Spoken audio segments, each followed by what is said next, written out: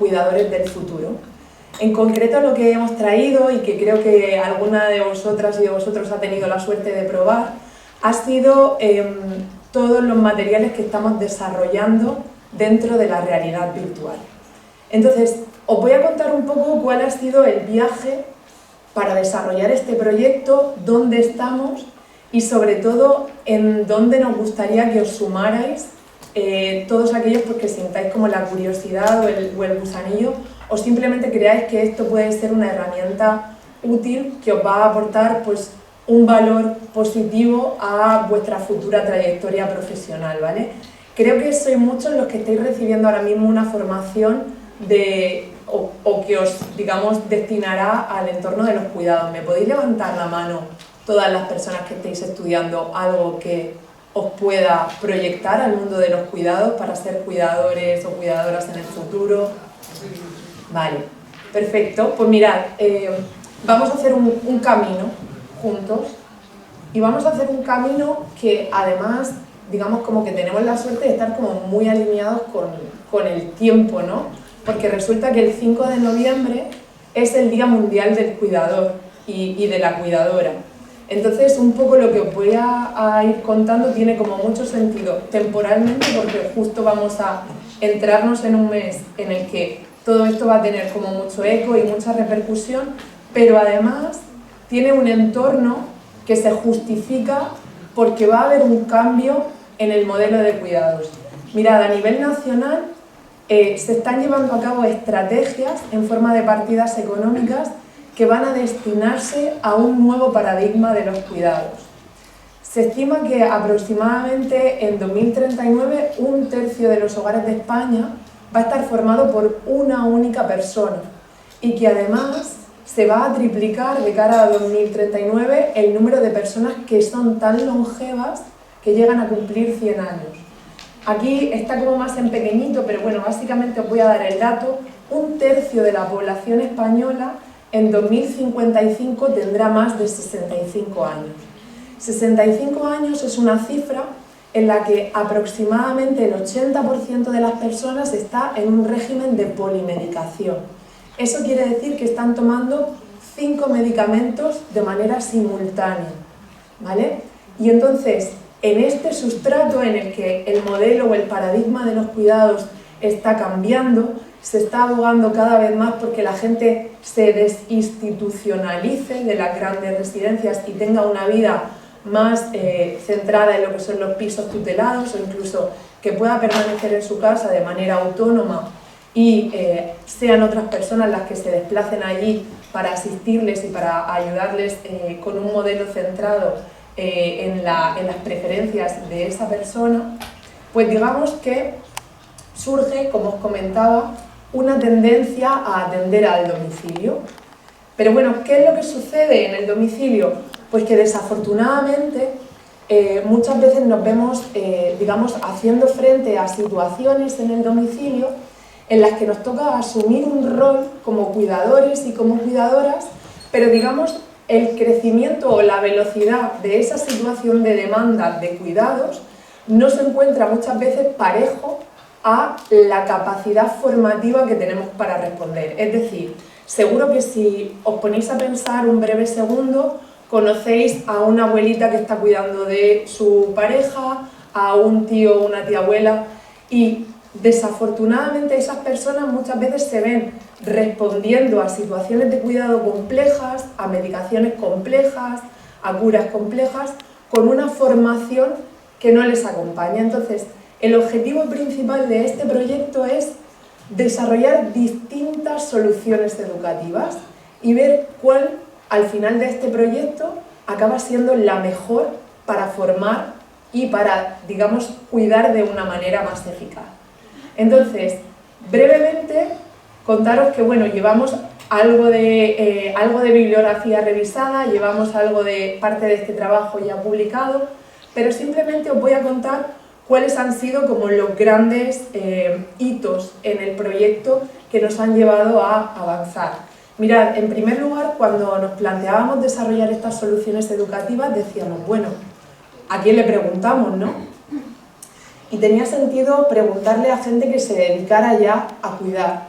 y que en esas, digamos que en esas situaciones fueron ellos y ellas los que nos brindaron información relevante. Entonces, fueron 685 personas que se dedicaban a cuidar durante al menos 6 meses o más, la mayoría de ellos cuidaban desde hace más tiempo, 346 de ellos tenían una formación para hacer ese cuidado, es decir, pues podrían haber hecho un módulo como vosotros y vosotras, pero 340 de estos cuidadores no habían recibido nunca ninguna formación. Esto se está poniendo interesante. Entonces, bueno, este estudio básicamente lo tuvimos durante un tiempo, que fue de abril a junio del 22, tampoco es esto tan relevante, pero mirad, llegamos a varias conclusiones.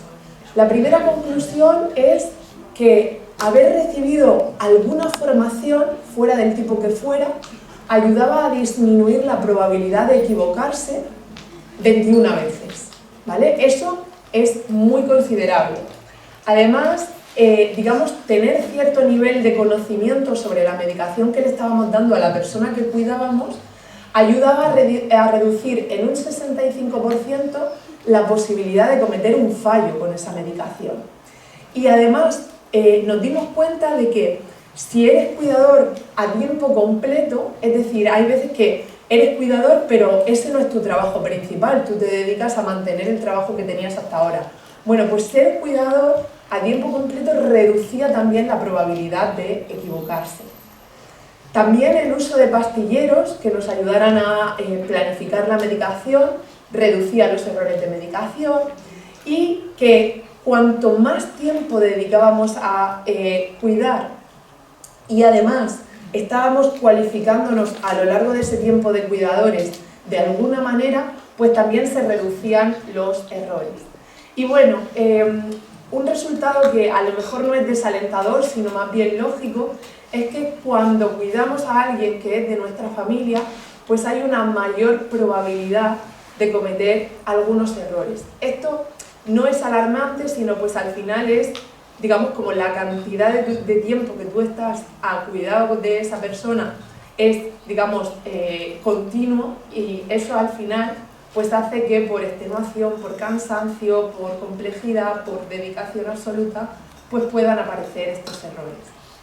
También cuando preguntamos a la gente, nos decían que, por ejemplo, se encontraban con muchos problemas a la hora de organizar el cuidado y con las texturas de la medicación y con algunas, digamos, situaciones como pueden ser las transferencias o el aseo, el orden en las rutinas. Entonces, toda esta información hizo que recogiéramos como las demandas de esta población de casi 700 cuidadores y entonces empezáramos a desarrollar los materiales del proyecto que estamos llevando a cabo. Entonces, esos materiales se han organizado principalmente en un perfil de cuidador que cuida a una persona que está pasando por un proceso oncológico, un perfil de cuidador que cuida a una persona que o bien le ha dado un accidente cerebrovascular o tiene insuficiencia cardíaca, o un perfil como más generalizado que es pues la parte de lucha con esa movilidad, etc.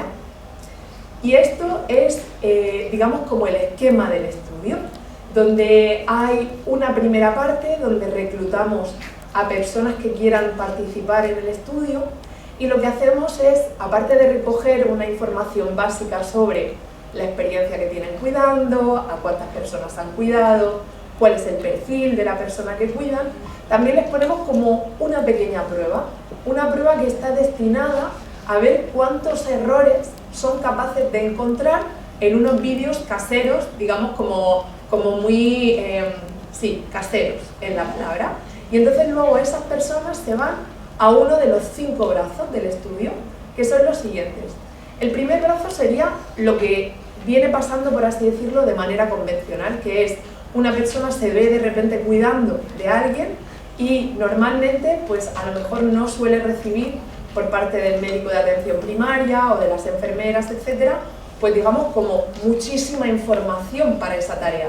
En algunas ocasiones, pues si es un servicio súper implicado, te puede dar un folleto o te puede dar un vídeo o tal, pero lo normal es que la persona se vea cuidando y que no tenga como una formación extra para esa tarea que se va a enfrentar. Luego hay un segundo brazo donde la gente, los cuidadores que entran al estudio, pues empiezan a utilizar unos recursos en una página web que hemos hecho y una serie de vídeos que hemos grabado en un centro que hay en Sevilla sobre cómo se deberían de hacer los procesos de manera apropiada. Y son unos vídeos que han realizado personal profesional de una escuela de enfermería, etc. Luego hay un tercer brazo, que es un brazo que ya prácticamente hemos cerrado de reclutamiento, que es una intervención psicoeducativa. Es juntarnos durante 2 sesiones con personas que tienen experiencia como cuidadoras, principalmente, y además son cuidadoras que, digamos, están entre los 50 y los 65 años, así en líneas generales, y donde tenemos oportunidad de compartir con ellas y de aprender en muchas ocasiones de ellas y de cuáles son las situaciones de cuidado pues, que les agobian, cuáles son las cosas que, digamos, a lo mejor les resultan difíciles. Y además en esas 2 sesiones nosotras tenemos como preparados algunas dinámicas formativas. Tenemos, digamos, una dinámica que va en pro de saber un poco manejar la medicación de casa e identificar algunas cosas muy sencillas en el cartonaje. Tenemos una pequeña demostración de cuidado, de RCP, de transferencias, etc. Y luego tenemos una parte que es una atención más al estado emocional, a qué cosas del cuidado les sobrepasan, cómo se encuentran ellos y ellas dentro de la labor de cuidadores como personas individuales, etc. Luego hay un cuarto brazo que son vídeos de 360, es decir, son vídeos inmersivos en los que tú tienes la oportunidad de explorar cómo se hacen esas situaciones, acercarlos, alejarte, ir al detalle, girar la cámara, ver cómo...